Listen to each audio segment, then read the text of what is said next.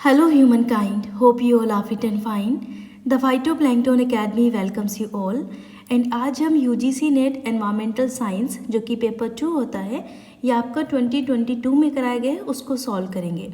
जहाँ पर first question पूछा गया था the grain size USDA of silt in soil range between. USDA के अकॉर्डिंग जो सॉइल का क्लासिफिकेशन होता है उसमें 8 कैटेगरीज आती हैं, तो सिल्ट किस कैटेगरी में आता है ये इन्होंने पूछा है।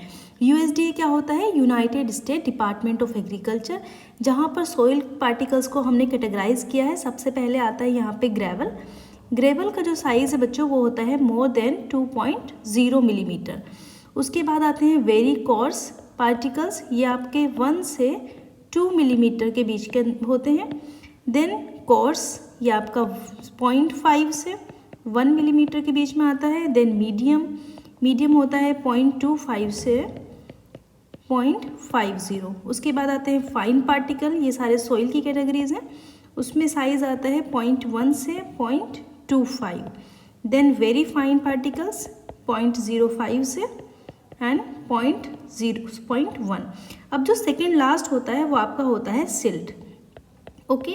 और सिल्ट का साइज होता है 0.022 से 0.05 मिलीमीटर। और सबसे लास्ट में होता है आपका क्ले का साइज। तो अगर आपसे क्वेश्चन में ये पूछे कि सबसे लास्ट जो सबसे कम साइज होता है इस कैटेगराइजेशन में वो क्ले का होता है, that is less than 0.002 millimetre.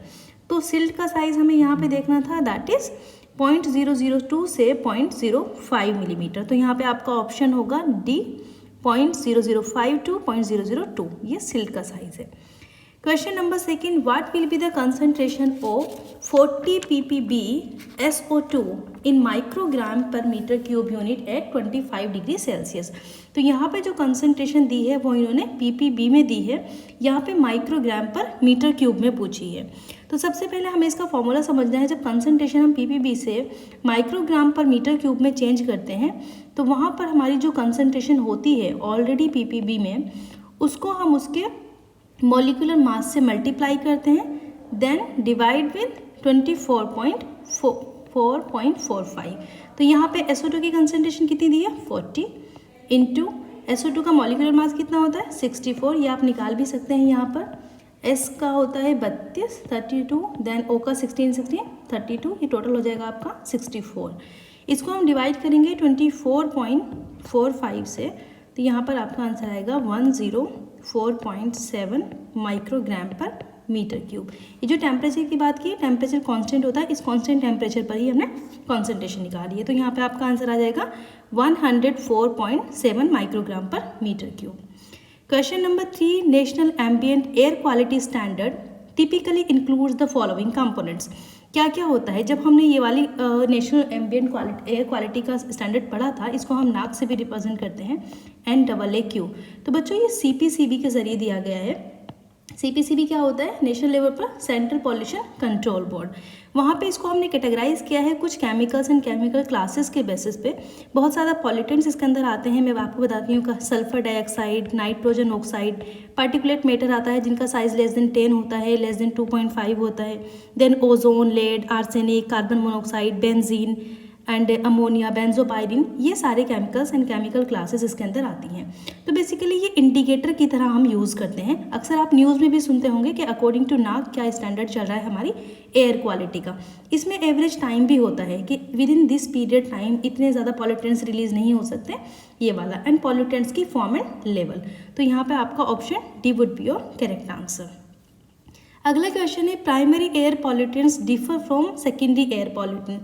इसको बहुत मर्तबा हम डिस्कस कर चुके हैं। प्राइमरी एयर पॉल्यूटेंट्स होते हैं जब पॉल्यूटेंट्स किसी एक पर्टिकुलर सोर्स से डायरेक्टली हमारे एटमॉस्फेयर के अंदर आ जाते हैं।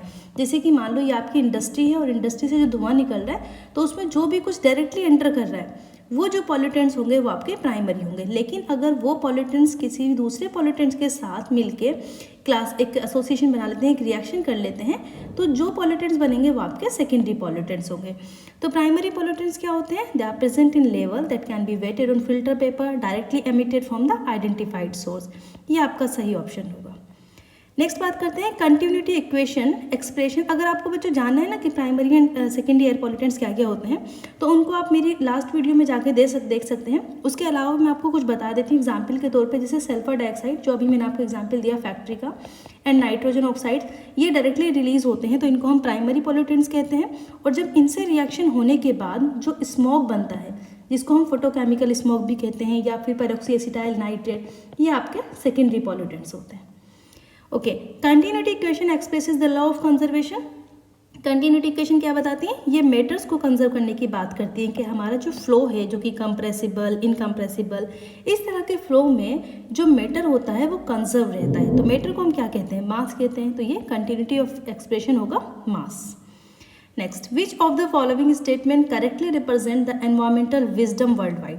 देखो, इसको वन बाय वन स्टेटमेंट पढ़ते हैं, आपको खुद से समझ में आएगा।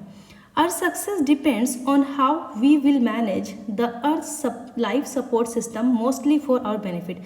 मतलब हमारी सक्सेस डिपेंड करती है कि हम अर्थ के जो लाइफ सपोर्ट सिस्टम्स हैं उनको अपने बेनिफिट के लिए किस तरीके से यूज़ करते हैं। बिल्कुल गलत, सिर्फ हम अपना बेनिफिट तो नहीं देखते। सेकेंड है, our success depends on how well we manage, कितनी अच्छी तरीके से हम मैनेज करते हैं अर्थ के लाइफ सपोर्ट सिस्टम को for our benefit and for the rest of the nature, इसके अपने लिए भी और रेस्ट ऑफ द नेचर के लिए। तो ये भी कुछ हद तक सही हो सकता है। नेक्स्ट देखते हैं, our success depends on learning how nature sustain itself, किस तरीके से नेचर खुद से सस्टेन कर सकता है, एंड इंटीग्रेटिंग सच लेसन्स, और उन लेसन्स को इंटीग्रेट करना from nature into the ways we think, कि किस तरीके से हम नेचर के वेज में सोच सकते हैं। तो ये आपका बेस्ट ऑप्शन होगा डी। अगर हम देखें, our success depends on using environmentally beneficial forms of economic growth and discourage environmental harmful forms. तो बच्चों, ये भी कुछ हद तक सही है कि हम इकोनॉमिकल ग्रोथ के लिए तो एनवायरमेंट के बेनिफिशियल फॉर्म्स को देखते हैं और हमें डिस्करेज भी करना है, जो नुकसान देने वाले इन्वायरमेंटली फॉर्म्स हैं उनको डिस्करेज भी करना है, लेकिन जो बेहतर ऑप्शन है वो सी होगा यहाँ पर। Next, exposure concentration is, exposure क्या होता है? जो भी केमिकल्स हमारे एटमॉस्फेयर के अंदर रिलीज होते हैं और कोई टारगेट उसको एक्सपोज कर लेता है, उसको हम एक्सपोजर कंसंट्रेशन कहते हैं। तो मान लो अगर कुछ भी एक्सपोज हुआ है हमारे एनवायरनमेंट के अंदर, तो उसका कितना अमाउंट का टारगेट के पास गया है ये हमें यहाँ पे बताना है। The amount of chemical that is received by the target, जो पूरा का पूरा टारगेट रिसीव कर लेता है उसको कहते हैं? नहीं।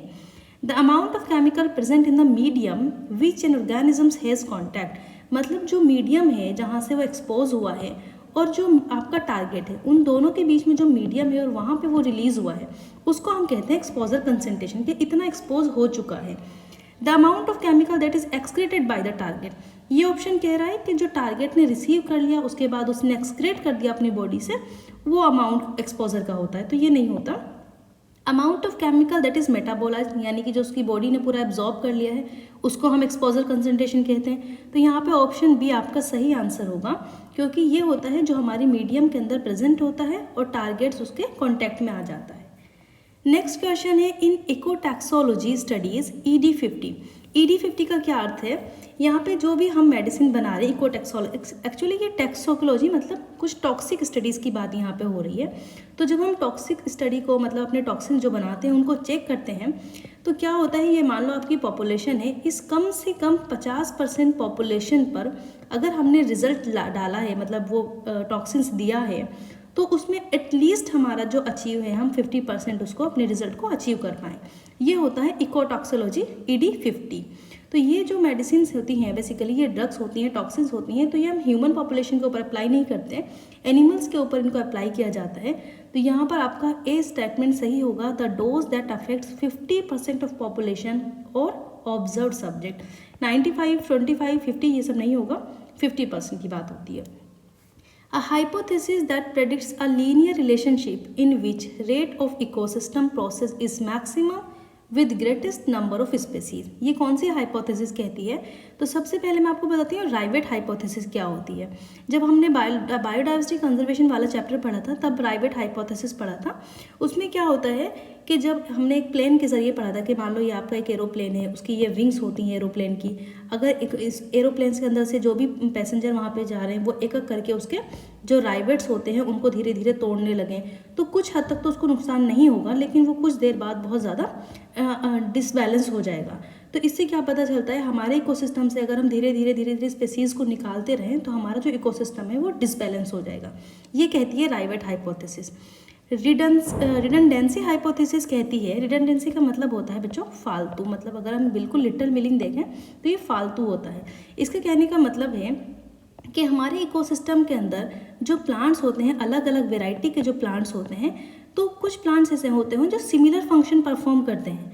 अगर किसी वजह से कुछ स्पेसीज़ एक्स्ट्रा भी मतलब इकोसिस्टम के अंदर आ जाएं, एक तरह की स्पेसीज़ एक्स्ट्रा भी हो जाएं, यानी कि फालतू भी हो जाएं, जितनी उनकी ज़रूरत है उससे ज़्यादा हो जाएं अननेसेसरी, उसके बावजूद भी जो हमारा सिस्टम है वो स्टेबल रहेगा। ये कहती है रिडंडेंसी हाइपोथेसिस। इनका लॉजिक क्या है कहने का? इनका कहने का मानना ये है कि कुछ प्लांट्स, मान लो एक वहाँ पे मैंगो का ट्री है और एक आपका गुआवा ट्री है, तो अगर मैंगो ट्री सेम टाइप का परफॉर्म मतलब इकोसिस्टम के लिए सेम तरीके का फंक्शन परफॉर्म कर रहा है हमारी सॉइल के लिए, एनवायरनमेंट के लिए, तो गवावा भी सेम तरीके का कर रहा है, और अगर किसी पर्पज़ से, किसी वजह से मैंगो वहाँ पे कुछ हद तक ख़त्म हो जाते हैं तो गवावा की अगर कंसंट्रेशन ज़्यादा है तो वो उसको बैलेंस करेगा।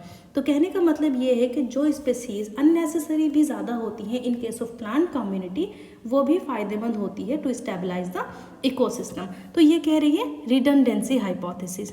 सी है डाइवर्सिटी स्टेबिलिटी हाइपोथेसिस।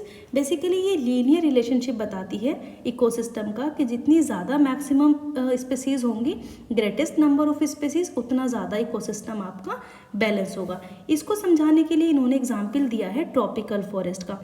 आप जानते हैं कि ट्रॉपिकल फॉरेस्ट पे जो पेड्स का इफेक्ट होता है, डाइवर्स इफेक्ट होता है पेड्स का, वो नहीं होता, लेकिन जो टेम्परेट फॉरेस्ट होते हैं जहाँ पर स्पेसीज डाइवर्सिटी कम होती है वो अनस्टेबल होते हैं, लेकिन ट्रॉपिकल आपके स्टेबल होते हैं क्योंकि वहाँ पर डाइवर्सिटी ज़्यादा होती है। तो बेसिकली इस एग्जाम्पल के तौर पर ये अपनी हाइपोथेसिस को प्रूव करते हैं, that is diversity stability hypothesis. तो यही इसका सही आंसर है।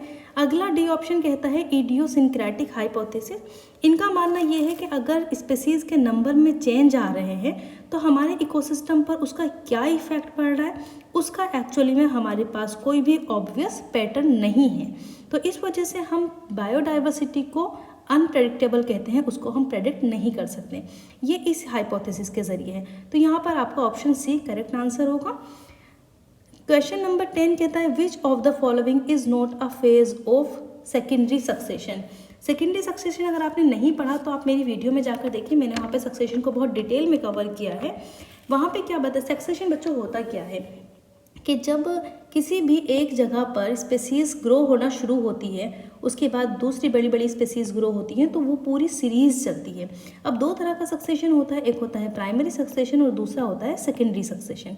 प्राइमरी सक्सेशन होता है ऐसी जगह पर स्पेसीज़ का ग्रो होना, ऐसे सबस्ट्रेटम पर, रॉक्स पर, जहाँ पर उससे पहले कभी कोई स्पेसीज़ ऑलरेडी मौजूद नहीं थी, तो ये होगा प्राइमरी सक्सेशन। अब जब प्राइमरी सक्सेशन होता है तो उसमें बहुत ज़्यादा कुछ स्टेप्स होती हैं। जैसे सबसे पहले होता है न्यूडेशन। न्यूडेशन मतलब एक बंजर ज़मीन थी, वहाँ पर कुछ नहीं था, थोड़ा कुछ स्टार्ट होना शुरू होता है। उसके बाद सेकंड स्टेज आती है इन्वेजन। इन्वेजन में बच्चों क्या होता है, जैसे किसी प्लांट्स के ऊपर सीड्स हैं तो वो हवा के ज़रिए, पानी के ज़रिए, कुछ एनिमल्स के ज़रिए दूसरे स्थान पर पहुंच जाएंगे, और जब वो दूसरी जगह पर, ऐसी जगह पर जा रहे हैं जहाँ पर उससे पहले कुछ भी कोई स्पेसीज़ नहीं थी, तो वहाँ जाकर अगर उनको पानी या इन्वायरमेंटल कंडीशन मिलती है तो वो ग्रो करना शुरू कर देते हैं। इस इन्वेजन के अंदर भी कुछ स्टेप्स आती हैं, जैसे कि पहली होती है माइग्रेशन, स्पेसीज़ ने या सीड ने माइग्रेट करा किसी भी ज़रिए से। उसके बाद होती है एसेसिस। इसका मतलब होता है कि वहाँ पे वो पानी का कंपटीशन, न्यूट्रिशन का कंपटीशन होता है स्पेसीज़ में। उसके बाद थर्ड होता है एग्रीगेशन। एग्रीगेशन में क्या होता है कि जब स्पेसीज़ ग्रो हो जाती हैं यहाँ पर, तो वो बहुत सारी सीड्स आके गिरे एक जगह पर, अलग अलग वेराइटी के, तो इकट्ठा हो जाके वो एग्रीगेट हो जाते हैं। ठीक है। थर्ड, उसके बाद इन्वेजन के बाद आता है आपका कंपटीशन एंड कोएक्शन। तो ये बच्चों मैं बता रही हूँ आपको प्राइमरी सक्सेशन की फेज। उसके बाद रिएक्शन, स्टेबलाइजेशन। तो यहाँ पर प्राइमरी सक्सेशन में ही आपका इन्वेजन होता है, लेकिन सेकेंडरी सक्सेशन की अगर हम बात करें तो उसमें इन्वेजन नहीं होता, इनिशिएशन, कंटिन्यूएशन एंड टर्मिनेशन। तो यहाँ पर D would be your correct answer. Question number 11, the concept of r and K selection was originally given by, ये कंसेप्ट किसने दिया था आर एंड के सिलेक्शन का? ये दिया था Robert MacArthur and E O Wilson ने 1967 में। असल में ये होती क्या है, जो आर सिलेक्टेड स्पेसीज होती हैं वो ऐसी स्पेसीज होती हैं जो बहुत वेरिएबल पॉपुलेशन होती है जिनकी, जो बहुत ज़्यादा ऑफस्प्रिंग प्रोड्यूस करती हैं, जल्दी जल्दी रिप्रोडक्शन उनमें होता है। इसके एग्जाम्पल जैसे कि इंसेक्ट्स हुआ या ऑयस्टर्स हुए, ये आर सिलेक्टेड स्पेसीज। के सिलेक्टेड स्पेसीज बच्चों होती हैं जो ऐसी पॉपुलेशन के अंदर रहती हैं जहाँ पर वो पॉपुलेशन या तो इक्विलिब्रियम के बिल्कुल करीब हो या फिर इक्विलिब्रियम पर ही हो, यानी कि बहुत लंबे पीरियड से वो पॉपुलेशन इक्विलिब्रियम वाली स्टेज में चल रही हो। इसका एग्जाम्पल क्या होगा? एलिफेंट्स होगा।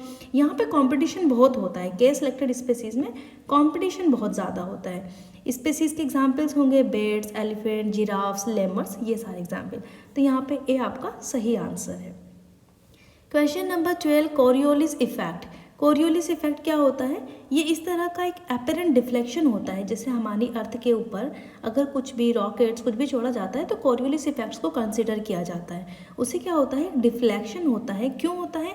क्योंकि जो भी ऑब्जेक्ट्स मूव कर रहा है वो ऐसे पाथ पर मूव कर रहा है जहाँ पर वो रोटेटिंग कोऑर्डिनेशन सिस्टम में, हमारी अर्थ भी तो ऑलरेडी मूव करती रहती है ना, रोटेट करती रहती है, और अगर हम इसके ऊपर कोई रॉकेट कुछ भी चीज़ छोड़ेंगे तो उसके ऊपर उस चीज़ का इफेक्ट पड़ता है। इसको हम कोरियोलिस इफेक्ट कहते हैं। और ये मोस्ट एपरेंट होता है जो भी लॉन्गिट्यूडनल डायरेक्शन में जा रहा है। दो तरह की डायरेक्शन होती है ना, लैटिट्यूडनल इस तरीके से जो लेटी हुई लाइंस होती हैं, और ये होती हैं आपकी लॉन्गिट्यूडनल। तो जब लॉन्गिट्यूडनल पाथ में कोई मूव करता है तब ये ज़्यादा आपको इफेक्ट इसका पता चलता है, एपरेंट होता है। अगर हम अर्थ की बात करें तो अर्थ के टर्म्स में मैं आपको बताती हूँ, ये अगर हमारी अर्थ है तो यहाँ से जो भी स्पेसीज आती है, ये अगर उसको हम इक्वेटर से छोड़ते हैं तो नदर्न हेमिस्फीयर की बात करें तो वो जाता है आपका राइट डायरेक्शन में, और अगर सदर्न हेमिस्फीयर की बात करें तो वो जाता है आपका लेफ्ट डायरेक्शन में। इसको आप ऐसे भी समझ सकते हैं कि साउथ डायरेक्शन से ये क्लॉकवाइज मूव होता है और नॉर्थ डायरेक्शन से ये एंटी क्लॉकवाइज मूव होता है। तो ये इसका सिस्टम है। यहाँ पे आपका ऑप्शन ए करेक्ट आंसर होगा, क्योंकि ये कह रहे हैं the influence of earth rotation which tends to turn air towards the right in the northern hemisphere. तो नदर्न हेमिस्फीयर में आपको राइट पोजिशन याद रखनी है in terms of Coriolis effect. Question number 13, the strong and rapidly moving circumpolar upper air westerly circulation in a narrow belt of a few hundreds kilometer width in the upper limit of troposphere is called, इसका answer है jet stream. ये already हम cover कर चुके हैं geography वाली NCERT में। अगर आपने नहीं देखा तो ज्योग्राफी की सीरीज को आपको कंप्लीट कर लेना है। नेक्स्ट क्वेश्चन है बच्चों, जो एनवायरमेंटल साइंस का जो सिलेबस है उसमें एनवायरमेंटल केमिस्ट्री, एनवायरमेंटल जियोग्राफी, ये बहुत कॉमन से टॉपिक्स हैं जो एनसीईआरटी के जरिए भी कवर हो जाते हैं। तो अगर आपने नहीं देखी तो प्लीज़ आप एक बार सीरीज़ को कम्प्लीटली जाके देख लें। क्वेश्चन नंबर 14 कहता है the prefix steno and eury have been used. ये सारे प्रीफिक्स हम क्यों यूज़ करते हैं? देखो, आपने इस तरह का सुना होगा स्टीनोथर्मल, यूरी थर्मल, कुछ ऐसे ऑर्गेनिजम्स होते हैं जो एक पर्टिकुलर गिवन हैबिटेट कंडीशंस में उसको उनकी टॉलरेट रेंज को हम डिफाइन करते हैं। जैसे कि स्टीनोहेलाइन, हेलाइन का मतलब होता है जो सेलाइन कंडीशन होती है उसमें वो कितना सर्वाइव कर पा रहे हैं। तो कुछ अलग अलग ऑर्गेनिजम्स को हमने कैटेगराइज कर दिया है कि स्टीनोथर्मल वाले जो एनिमल्स हैं, जो ऑर्गेनिजम्स हैं, वो इतनी पर्टिकुलर टेम्परेचर रेंज में सर्वाइव करेंगे। एंड यूरी थर्मल जो होते हैं वो एडेप्टेबल होते हैं इतने ज़्यादा। तो बेसिकली यहाँ पे कहने का मतलब है it is the comparing the relative degree of tolerance of an organisms to a given environmental factor. अगर आपको डिटेल में ये समझना है तो आप जल्दी से गूगल करें क्या होते हैं स्टीनोथर्मल एंड यूरोथर्मल। तो जैसे ही आपको इनके एग्जाम्पल्स मिलेंगे आपको फ़ौरन समझ में आ जाएगा। Question number 15, the sum of diffuse and direct solar radiation. ये क्या होता है? सम जो सोलर रेडिएशन होती है, जो हमारे अर्थ के ऊपर रेडिएशंस आके पड़ रही हैं, तो उसमें कितनी हमारे अर्थ पर पहुंचती हैं उसके कई तरीके होते हैं। एक तो एब्जॉर्ब होकर पहुंचती हैं, तो जब वो एब्जॉर्ब होती हैं किस किस तरीके से, स्कैटर हो जाती हैं हमारे स्काई के अंदर, रिफ्लेक्ट्स होती हैं पानी से, वाटर से, डस्ट से, इन सब से रिफ्लेक्ट्स भी होती हैं। तो इस तरह की जो रेडिएशन अर्थ पे पहुंचती हैं उनको हम कहते हैं डिफ्यूज्ड। Okay, diffused. उसके अलावा जो रेडिएशन अर्थ पर पहुंचती हैं जो बिना डिफ्यूजन के पहुंचती हैं, डायरेक्टली अर्थ की सरफेस पर पहुंच जाती हैं, उनको हम कहते हैं डायरेक्ट बीम। क्या कहते हैं उनको? Direct beam solar radiation. तो ये दो तरह की सोलर रेडिएशन होती हैं, और जब हम इनका सम कर देते हैं, sum of diffused plus direct solar radiation, तो उसको हम कहते हैं ग्लोबल सोलर रेडिएशन। ओके, तो आज हमने 15 क्वेश्चन करे हैं। आगे के जो क्वेश्चन है हम नेक्स्ट वीडियो